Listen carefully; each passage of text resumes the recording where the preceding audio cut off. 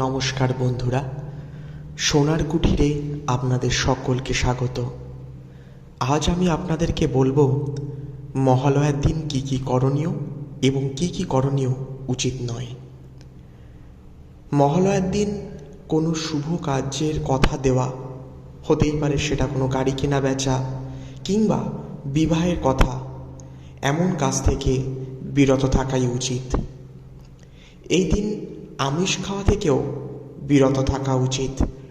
নখ চুল দাড়ি কাটা এই দিন উচিত নয়। এবার জেনে নেওয়া যাক কি কি করা উচিত এই দিনে। মহালয়ার দিন খুব ভোর ভোর ঘুম থেকে উঠে পড়া উচিত। অন্নদান করা এই দিন শুভ বলে মনে করা হয়। গীতা কিংবা মহাভারত পাঠও এই দিন শুভ বলেই মনে করা হয়। আমাদের চ্যানেলকে ভালো লাগলে অবশ্যই আমাদের চ্যানেলকে লাইক এবং সাবস্ক্রাইব করুন। ভবিষ্যতে আমরা আরও অনেক ভিডিও আপনাদের সাথে তুলে ধরব।